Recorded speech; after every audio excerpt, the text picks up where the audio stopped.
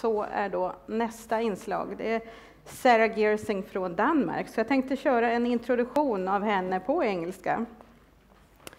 To involve its users in defining and interpreting the cultural heritage of Copenhagen, Museum of Copenhagen has recently launched The Wall. In city streets, a multi-touch screen gives easy and playful access to thousands of archive images, and users can add their own media, thus adapting, augmenting, or challenging the museum collections. Sarah Giersing works as a curator at the Museum of Copenhagen. She manages the Wall project, which brings together digital sharing of the museum collections with outreach and user participation. Her work explores different aspects of participatory museum practice, and she is currently experimenting with the potential of employing public programs in contemporary collection practice. So Sarah, the stage is yours. Mange tak. Kan I høre mig? Jeg er blevet bedt om at tale på engelsk, så I kan forstå mig. Men det betyder så til gengæld, at jeg kommer til at læse op for min tekst.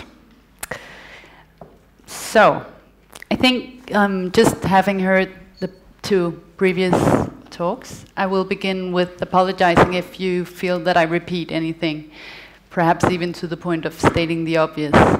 Is my microphone making noises? Better? Okay. Okay. Documenting the current and preserving today as heritage for the future is not easy. Contemporary collecting has always been a challenge for museums. Already in 1939, the director of American Association of Museums spoke of this. He said, "The difficulty is that while material is still easy to get, there is too much of it for convenience. And selection involves problems that one might not care to approach. Sampling the contemporary scene is much more trouble than digging up the lost scene of yesterday." This still holds very true for museums today.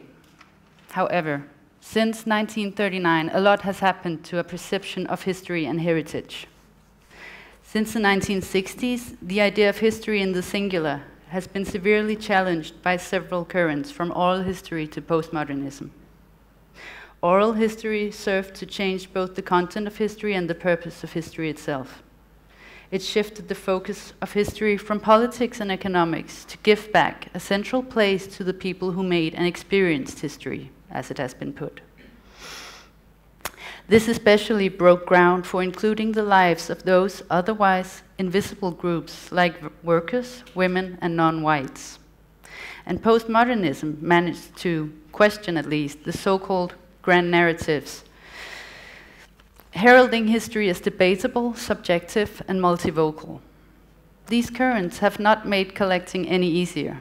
Most museum professionals today will now acknowledge that one curator's version of history can never represent all nuances of the world, neither the past or the present. Selecting and discarding from a complex and fluid world that you yourself is even part of is a difficult task for a curator. This also goes for collecting photographs. And this duty has perhaps become even more heavy with the advent of digital culture with its manifold virtual worlds. Today, where most Western people carry a camera in their phone and quite a few use it, the production of material to choose and collect from has become immense. This could be seen as a radical democratization in which even the most invisible or overlooked group or person has at least a technological possibility of making herself seen. So, although this creates an overwhelming mass of images, new digital culture also brings about new possibilities. The spread of the so-called Web 2.0 applications as well as modes of thought has inspired museums to embrace participatory information sharing and user collaboration. This has in turn opened up a whole new way of working with knowledge for museums, as knowledge can now be seen as distributed, layered, and collaborative. But although museums seem to have embraced this notion in their educational activities, where dialogical and constructivist learning is very much the course of the day, Very few museums have actually yet let this perspective change their core information accumulating activities like cataloging and collecting. In my opinion, this is something which museums will have to address and develop in the near future. And in this presentation, I hope to show you that some are in fact already on our way to taking the first few steps in this direction. The key questions when collecting heritage for the future remain the how, the what, and the who. How do we inform future generations of our lives? What should we collect? And who should choose? Now, these questions might initially seem straightforward, although not to most of you, I'm sure. In reality, these questions open up a whole subset of other questions. And these questions relate in turn to a certain context, a specific strategy of the museum in which the collection is to take part in. As new culture and new technology evolves, new possibilities of what can be collected arise, and this in turn will call for new criteria and ways of preservation. So today I'm not going to provide final answers to these questions. Instead, I'll walk you through a specific practical project called The Wall, which is currently being run by the Museum of Copenhagen. And The Wall was primarily intended as a tool to disseminate and share digital images, but it does in effect also work as a tool for collecting digital images. During my presentation, I will use the 3 questions to probe this aspect of the Wall project, and I will argue that the user-generated material on the wall points to some new paths that are worth exploring. First, just a small presentation of my museum.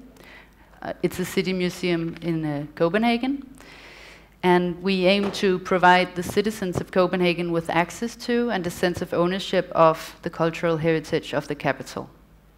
We believe it to be crucial that the audience visiting the museum recognize the city represented here as their own. We work to relate the history of Copenhagen as contemporary and relevant to as many different citizens as possible. So the museum's mission is underpinned by a notion of cultural democracy, and we strive to be inclusive in our practice. One of our ways to ensure this is by working strategically with user involvement, with outreach programs and participatory design. This informs all of the museum's public activities, and the wall itself is a landmark initiative which can be seen to embody the museum's mission of providing access to and inspiring ownership of Copenhagen heritage among a wide audience. So what then is the wall? At its most simple, the wall is a mobile digital exhibition. It is set up outdoors and it's moved around the city, changing site every year for the duration of 4 years. We opened it 2 years ago, so we still have 2 more years to go around Copenhagen. You can still see it if you have the chance to go. A shipping container has been customized to encase a bank of 4 plasma screens as well as a media database. The open-ended database to date contains more than 15,000 photos and videos of Copenhagen from both museum collections and user profiles. On the screens, which are fitted with a multi-user, multi-touch interface, visitors can engage with a poetic and dreamlike rendering of the city, a layered collage of thousands of images from the city in all ages. It's designed as a special cityscape in which the user can navigate intuitively. Contrary to a conventional city map, which represents analysis bound to a specific historical context, this cityscape interface allows for individual itineraries of the city to be navigated, regardless of time and topography. As such, the wall creates a virtual universe that reflects the city as a personal experience. Apart from drifting the cityscape, the user can drill into every image on the wall and open up albums of related media and tags and metadata. The user can comment on every element and add her own media to the database. And when uploading, The user is asked to add a title and time period and location and a description as well as tags. A website version of the wall gives access to the master database, allowing users to browse and supplement the content from their home computer as well. The wall was invented to accommodate the interpreting of the city's history as a communal task. That requires participation beyond the museum walls. And the wall is meant to be a place where citizens and visitors of Copenhagen can meet to explore, discuss, and define the heritage of the city. A street-level installation that gives easy and playful access to interacting with, and in fact, augmenting the museum collections. The wall was developed with several objectives. One was to create connections between the long history of the city and its present challenges, diversities, and dilemmas. Another was to unite the imagined community of Copenhageners with the distinct identities of particular neighborhoods, areas, and houses even. A third, and perhaps the most important objective, was to create a platform of active engagement and dialogue where citizens could share their own reflections on the past and future of the city. So the conceptual framework of the wall rests on the epistemological assumption that knowledge is created through the exchange and sedimentation of different informations and interpretations, thus leaning heavily on the development of phenomena like YouTube and Wikipedia and Facebook. With the wall, we've tried to create a platform on which the Copenhageners can add their own images of the city and add new perspectives to the statements of the museum, layering the many different kinds of knowledge held by the city's inhabitants. On the wall, the images uploaded by users are presented as equal to the images uploaded by the museum. No editing or filtering or approving takes place before publication. And no set criteria, other than the images have to have a connection with Copenhagen, are presented. The users decide what they want to share. Since the opening of the wall, we've received close to 5,000 user-generated photos and videos. Museums as well as archives and libraries today face a certain challenge in securing channels through which they can acquire the digital material they want to preserve for the future. In a period where digital material is so prolifically used in daily social life, the passive donation through which we have until now collected what donors found important to hand in is no longer enough. So the wall seems to function as a stable channel for a wide range of relevant material for the Museum of Copenhagen. And we should be thrilled with all the new material. But within our institution, we still hesitate when asked what we will do with the user-generated images when the life of this project runs out in a few years' time.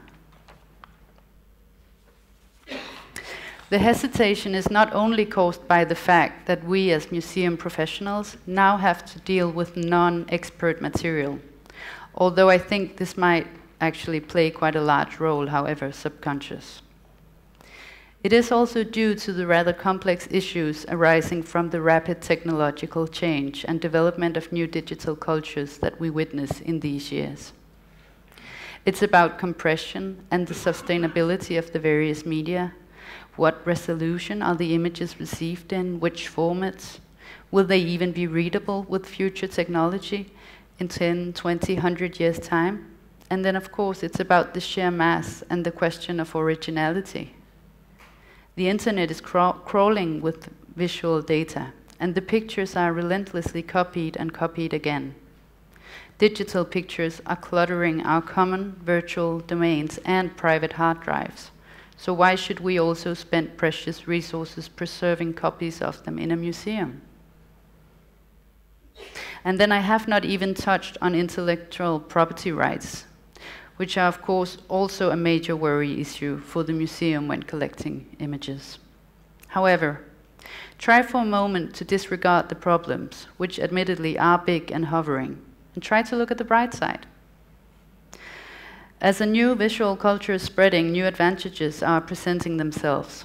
When everybody's using a camera to document and comment on their day-to-day living, and on top of that, feel comfortable with instantaneously sharing it with others, then we have a unique possibility of getting new stories into our archives. These new stories will help us inform future generations of life in the beginning of the 21st century.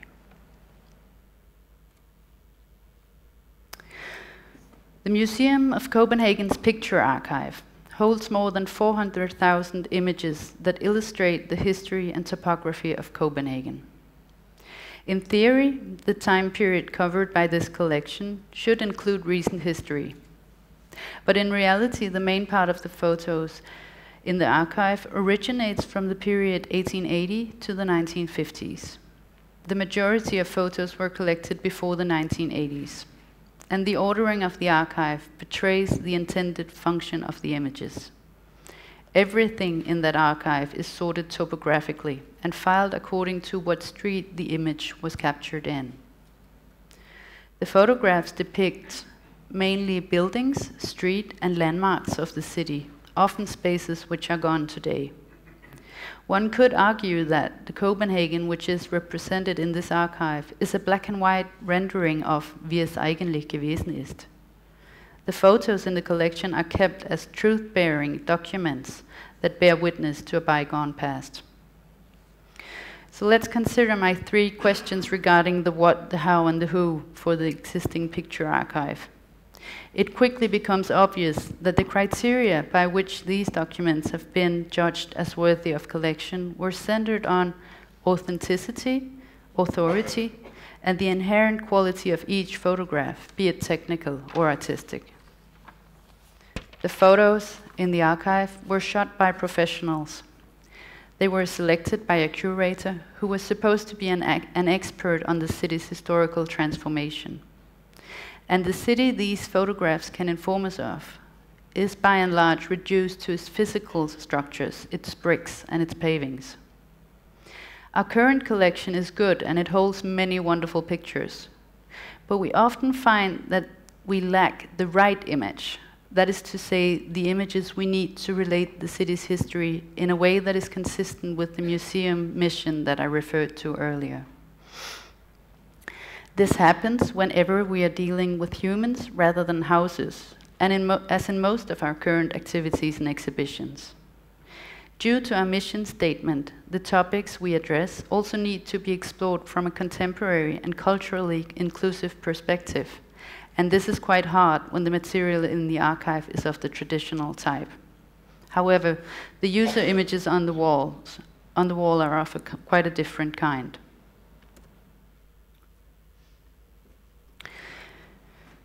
Like the photos in the archive, the user photos depict Copenhagen's public spaces, but in a different way than we are used to seeing in the museum.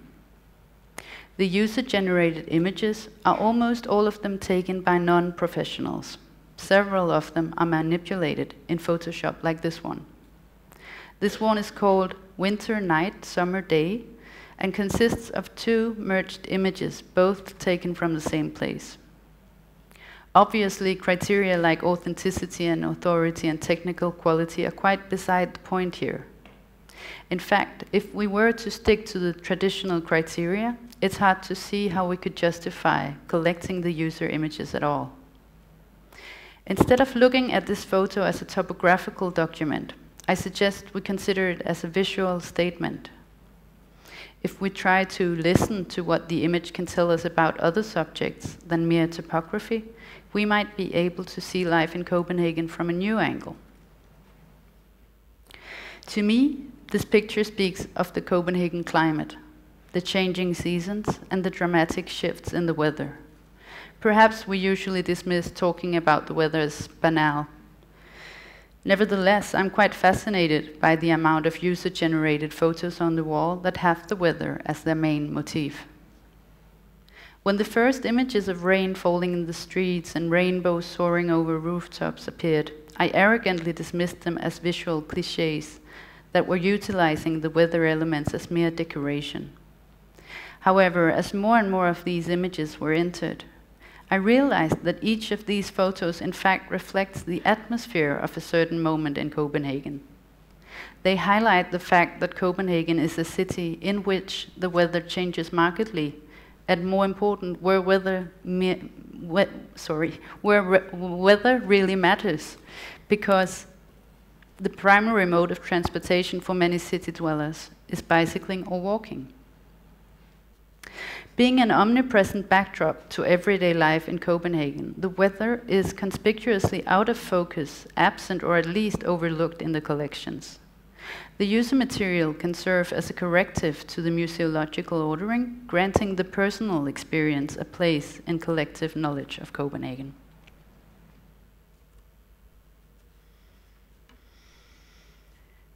What the user images do very well is to document life today. The personal experience, the informal networks, and the social interactions of a 21st century metropolis. What is loved and what is feared by the people who live in Copenhagen.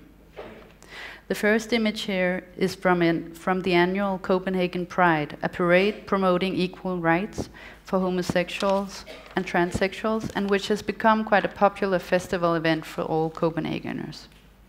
The other is from a private rooftop party. The user images are created and shared within the digital culture, where documenting your daily life is a standard procedure. This really is a radical democratization following the so-called Kodak era, where most amateur photos would end up in the family photo album. Today we photograph a much larger field of activities. And sharing our images with a wide circle of acquaintances or even strangers is a widespread social practice in itself. This cultural development is documented on the wall. Another important aspect of contemporary digital culture is simultaneous sharing. The born digital images are created in the same moment the events take place in front of the camera, and they can be shared instantaneously on the internet. Perhaps this is the reason why we see a lot of images on the wall that document the ephemeral and short-lived, the most obvious example being graffiti or street art. This practice of illegally ornamenting public spaces remains controversial, and it's violently debated on the wall. But there is no denying that it is a megatrend in contemporary metropolis life. Nevertheless, Museum of Copenhagen has not yet begun to document and collect it, and it would demand enormous resources if we were to cover this field ourselves. So now the users do it for us. The first image here just shows talented street art. Image 2 on the right, on top, is from a political artistic happening called Pink the Patriarch, where activists dressed the statues with pink skirts in order to draw attention to the fact that a complete disproportionate number of the public statues in Copenhagen are famous men and no women. Image number 3 is a screen dump that's supposed to take us to a video, if I can work my PowerPoint magic. Let's see.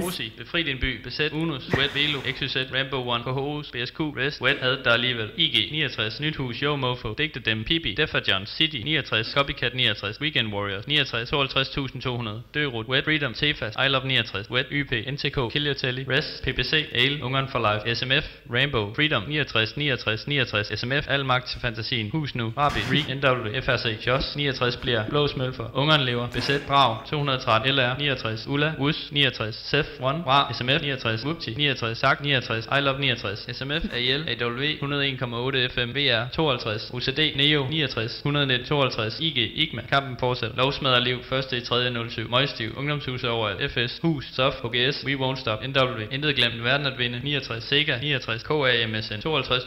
Okay, this goes on for 10 minutes, just on, and although it might be quite cryptical since I didn't really introduce it, you seem to enjoy it, some of you. What it is a short video that was uploaded by a user who has read aloud the graffiti on this very long wall in Nørrebro, which is an area in Copenhagen. The user has tagged the video with historiography and subculture and various other tags. And, well, Nørrebro, this area this video was made in, was the battleground of 69, which you probably could hear was repeated again and again in the film. 69 is was a much contested communal house for young people, which was rioted about and finally torn down by the police in 2007.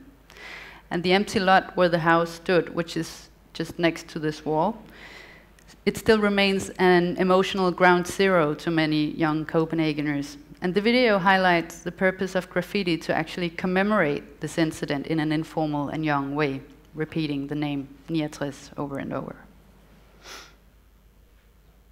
Last time I passed this wall, the yellow wall, it was painted over again, so this guy actually did quite a lot to preserve the graffiti for the future. So besides sharing their individual versions and thus multiplying the views of contemporary Copenhagen, the users incidentally engage in visual dialogue with the historical content on the wall.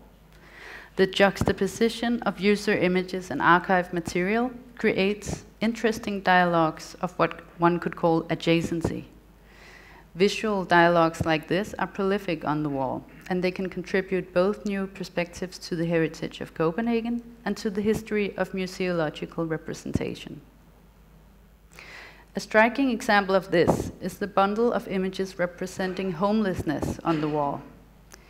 Here, and that's on the right, you see the laconic image of some beer cans and a bundle of clothes and loose belongings in plastic bags, all crammed into a shelf in a closet. The photo, which is a user photo, was titled Schaber's Home in the Homeless People's Shelter in the Nordvest neighborhood. The user photo was haphazardly shot, lacking both technical skill and aesthetic ambition, but the impact is quite powerful. It allows us a glimpse into the private world of a person living on the margins of society. Images like this are rare in the museum. Although poverty and marginalization and social history has long been of interest to the Museum of Copenhagen, the personal experience of this has rarely been investigated, if ever. Several historical images posted by the museum on the wall address the issue of homelessness too. Most of them are from the decades around the 1900s, like the one you see on the left. These photographs are often taken by the police officers or by professional photographers seeking to encourage sympathy in the viewer on behalf of the homeless person who is here portrayed as a victim. The police pictures are made on the move with the sole purpose of documenting some behavior as illegal, whereas the other kind are often beautifully made photographs with great care for composition and lighting. All the historical images share the obvious distance between the photographer and viewer and the homeless person portrayed. They reflect their subject as the other and thus increase the marginalization of homeless persons. The image of Schaber's home is up close and personal. There is no distance here. Its display on the wall places Schaber within the heritage of Copenhagen. A final example of user photos on the wall I want to share is this. It's a photograph uploaded by user Benedikte Bjerre, who calls it festive demonstrations. In the archive of the museums, we have several images of historical demonstrations, but these are all recorded as political events taking place in certain city streets. This user image is part of a series depicting contemporary life in the neighborhood of Nørrebro. It shows being part of a demonstration from the perspective of an insider. The motif is up close because the photographer took part herself, and the image is shaking because she's walking with the demonstration. It shows us that apart from being a manifestation of protest, a demonstration can also be fun and festive. Like this, the image reports from the inside of a specific contemporary subculture.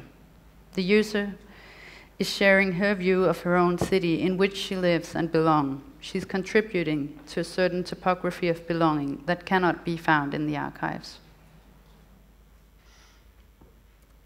So, I hope with these few examples to have shown you how rich layers of meaning can appear about Copenhagen today if we regard these user images not as documents containing bias-free truths, but as subjective testimonials.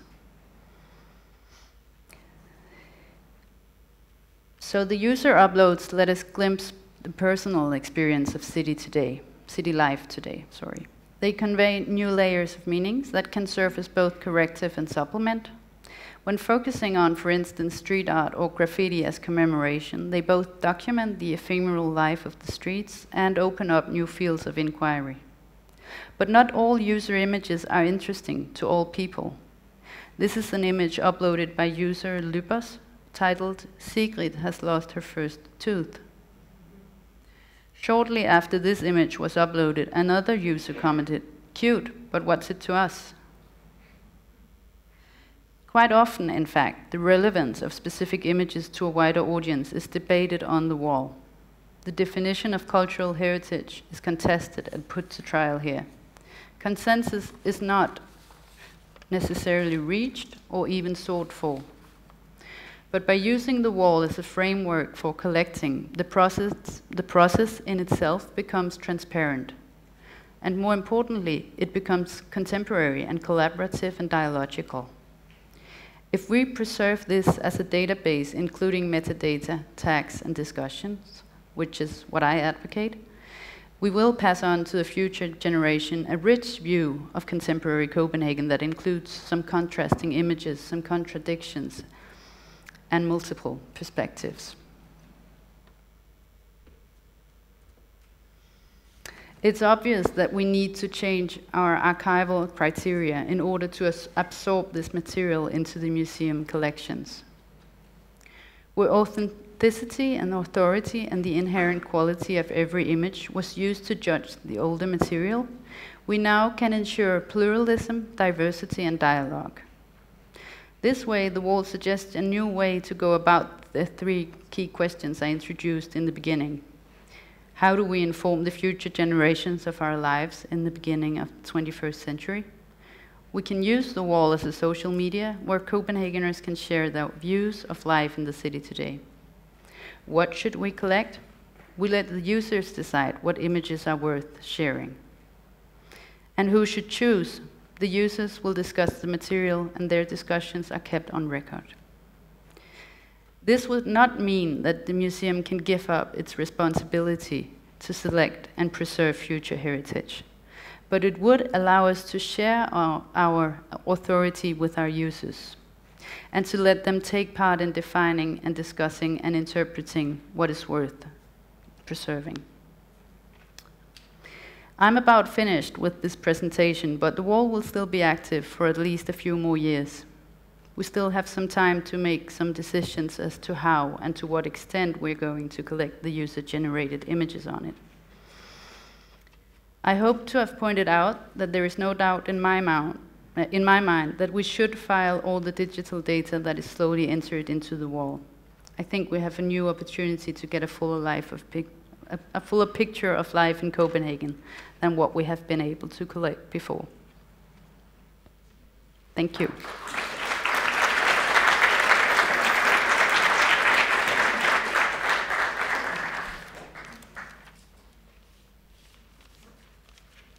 Stort tack, Sara. Tack. Frågor?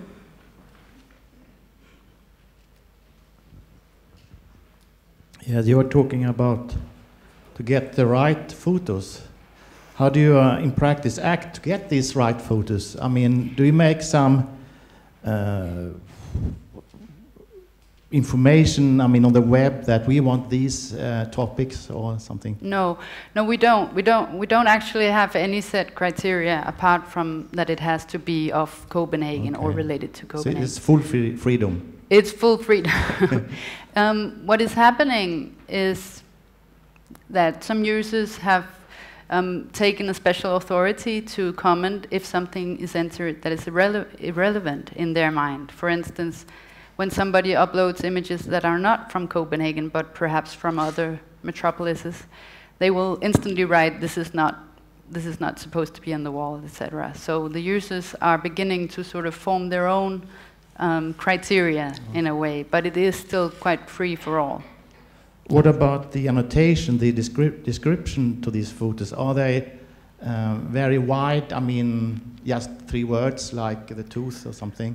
And are they more elaborate? Yeah, it varies. Yes. You have to enter a title. That's mandatory. You can fill out a description, which could be as long as whatever you like. But most people choose only to put on the title and some tags. A few tags. You need to put on at least 3 tags. Okay. You can enter more if you want to. Thank you. You're welcome.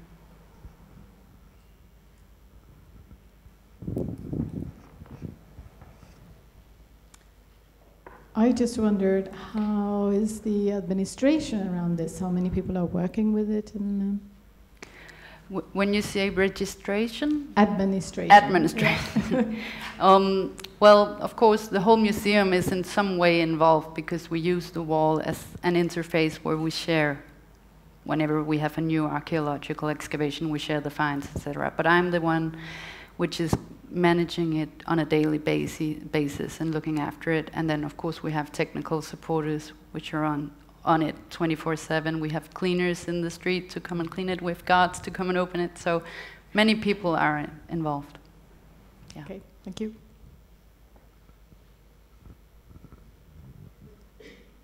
I have a question. Mm-hmm. I'm not sure I followed you entirely. Are you saving these images long term? Well, that's what we don't really know yet. I think we should. We all think we should at the museum, but just yesterday I asked the head of collections at the museum, what is our policy towards collecting and preserving digital material? And he said, we still don't have one. We do digitize some of our material in order to share it, but we still haven't begun to collect digital-born material. And as I said in the beginning, the wall was actually invented to disseminate and share pictures today in the streets. And it's only gradually becoming something that we have begun to deal with as a collection tool as well. Are there any terms, conditions for people to participate? There are. I'm not sure that everybody reads them, but they just tick it off, as usual when sharing photos on the web. But we've tried to spell it out in some really simple ground rules as to you keep the property right, but we're allowed to use the image on the wall and on other PowerPoints and ways of disseminating the images. And we might want to include it in the museum collections, is what we state in the terms and conditions. But we have been discussing implementing the Creative Commons, right, in order to clarify for people what actually is happening to the images, but we still haven't done it yet. This is still very much a work in progress, and we will change it over the coming years as well.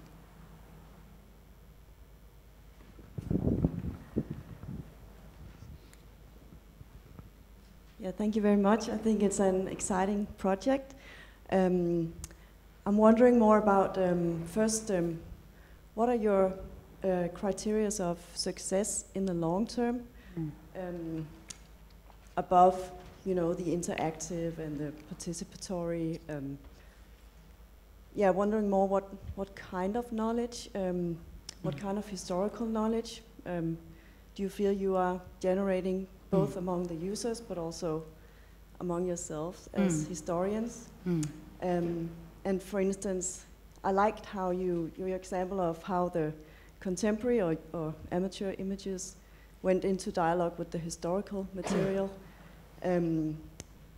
So yeah, I was wondering, do you see that the new user images can shed new light on how you look at the historical images? Because the way I heard it a little bit, you were you labeled the historical material as topographical documents, and the others as visual statements. But maybe the new visual statements can also show how, the older photographs never really were completely topographical documents. They were also visual statements in some way. Yes, that's very true. I mean, we'll have to see what the researchers will get out of it eventually, because of course these examples and the things that I've told you about it are just my personal interpretations. I'm not sure that the homeless person who uploaded that image was aware that he was entering into any dialogue with older material. I mean, obviously not, but I think well, you asked several things. To go back to your criteria of success, which is it's always difficult to pin down because we haven't had like a quantitative criteria that we need to have so and so many images in. But I think what we've been very keen on has been a diversity of use, that we would have a lot of people interacting with the wall, which is out in the streets, and not only sharing photographs. And we have had so far more than 1 million users who've interacted with the wall on site. We did expect more written comments, I think. We tried to create a visual installation, but we thought that people would still want to write a lot. But it turns out that people actually feel that, or at least they just don't care to write so much when they enter the images. So apparently they are more visual than ourselves. Did that answer any of your questions? Yeah, it did. I was also wondering, do they get any kind of, I don't know what you call, historical knowledge or new, historical? Well, I mean, the wall is, when you're at the container with the plasma screens, you have access to 12,000 historical images, which are layered into this collage I was speaking about, where you can sort of drill into specific areas and see all these images, and you can see the metadata if there are any. But a lot of our photographs, when we started the wall, we didn't have any digitized photographs, so we did it like rapidly, just scanning things and putting them out there. So we don't have a lot of metadata, but we do get people commenting and sharing their own historical memories or genealogical knowledge, etc., and different anecdotes of this place. So you get a lot of different historical material here, I would say, but you don't get a full overview of what Copenhagen's been like before.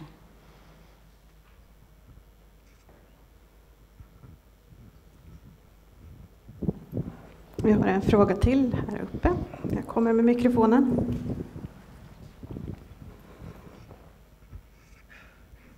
You get a very lot of pictures. Have you thought of, is it possible for you to get in touch with those who has left the pictures to maybe make interviews with groups or something? Yes.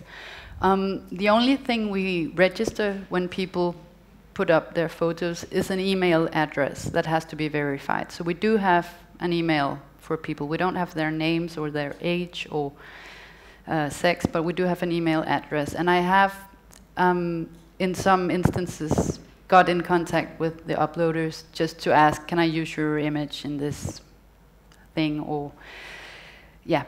But we haven't still been able to sit down and actually interview the users, which is what I would really like to do, or have someone doing in the future, to ask people why do they do this? Why do they share their photos in this way? But it hasn't been investigated yet.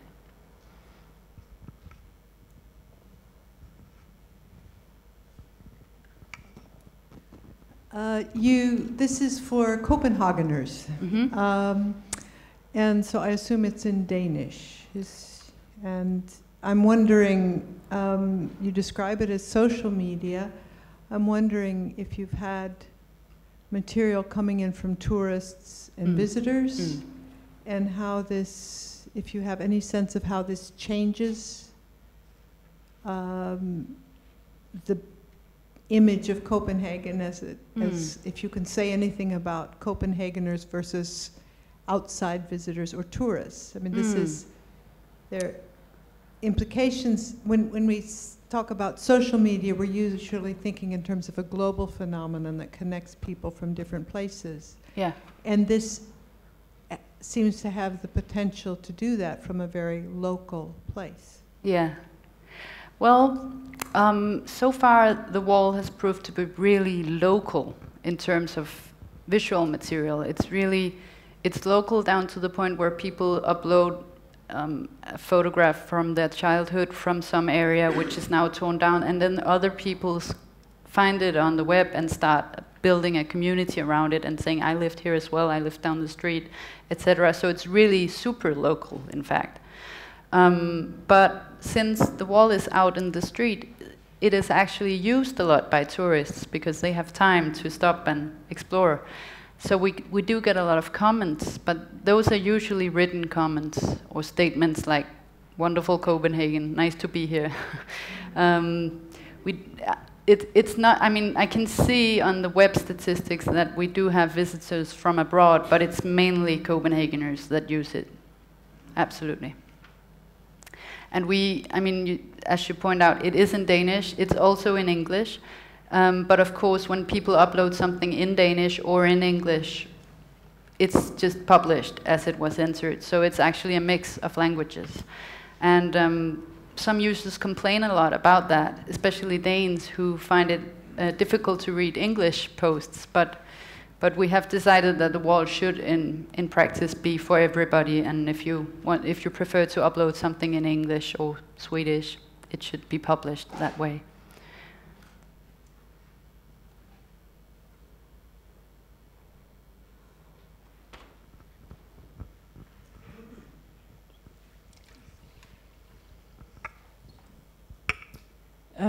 Yes, I was.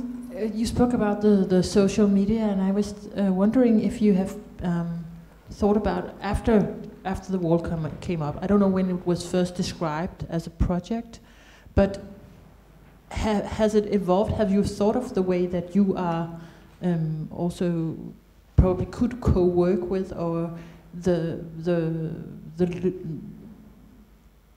role that the social media could have? You said that there were 5,000 images, and I was just thinking that the period of time where the wall has been up, if you take the images that were published on Facebook with comments, and you could make an OCR on Copenhagen, you would probably get 500,000 images and a completely story of Copenhagen that would be quite fascinating. So I was just thinking, have you thought of that when the project began running? How could you co-work with social media? Yeah, we did discuss it, but this is a little bit embarrassing to admit, but we decided that Facebook probably wouldn't be around. And I mean, that's quite typical of these things. When we started working on the wall, it's only 3 or 4 years back. Facebook was evolving and it was becoming quite widely used, but we just didn't know. So we decided to make a closed system, which is in fact something people complain about. Why can't we just share directly from our photos in Facebook? It's difficult, and it's increasingly perceived as difficult that you have to enter your image into a specific silo, if you will. So we've definitely thought about it and talked about it, but we made perhaps the wrong decision. We did, a lot of us, I think. Okej, en sista fråga, one last question. Om någon har någonting. Okej, men stort tack, Sara. Just a bit.